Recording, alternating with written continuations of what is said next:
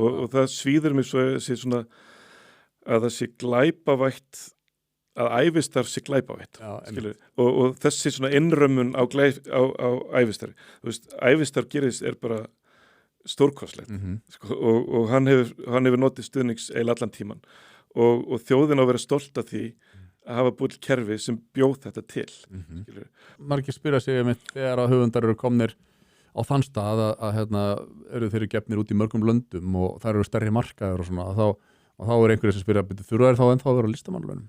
Já, það er bara mjög góð spurning og sumir hafa hætti og sumir eru minni. Ég er ekki á launum núna. Sama manneski segir bara þetta er hræðilegt ólæsi barna og sama tíma barna geta þessar auðmyggjar ekki fengið sér vinnu. Já. Og Gunni Helgason allt í hennu orðin einhver afveita líka. Ég myndi segja að við þurfum og lesendur eða áhörfundur geta reiknað hvað kostar að hafa 10 barnabókahöfunda að það sé bara markmið. Á hverjum tíma eru 10 manns í fullri vinnu við að búa til barnabækur. Ef ég tala við erlendan útgefanda og ég var eitthvað að dæsa bara, já þeir voru að skamma mig á Íslandi.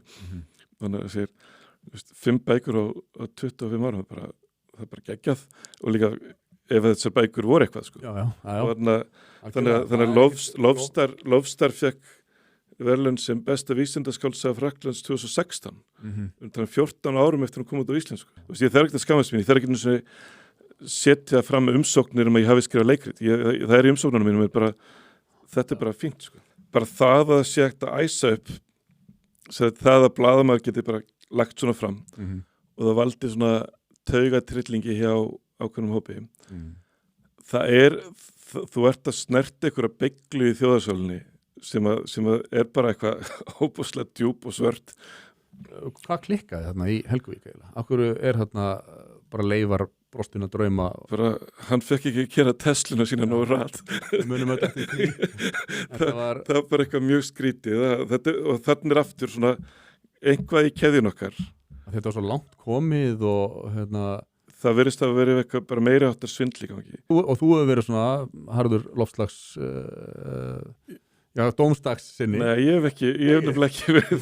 Okay. En þú veist, en er þetta ekki sko, ég sé þetta svona allan, Andri, að þessi loftslagshystería sem ég kalla er einmitt svona framleitt alþjóðastofnanir, þær þrífast á því að vera með eitthvað verkefni og sameiginlega vá og þetta hefur þróast með þeim hætti að það er gert allt og mikið úr þessu til þess að búa til eitthvað iðnað, loftslagsiðnað í raun og veru sem getur verið óvart eða ég er ekki að segja þetta sem einhver samsæriskenning en þetta verður svona skepna sem að vindur upp á sig og síðan í raun og veru þá þegar að gögn eru skoðuð með svona algjörlega hlutlægum hætti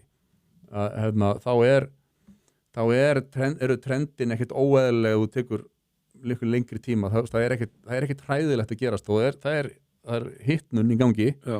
En hún hefur alveg verið áður og það hefur líka verið 1970 þá voru að spáði að þetta er allt sko dómstakskólnun og það er að koma önnur ísöld. Það er mikil vitleysa í þessu. Nei, sko,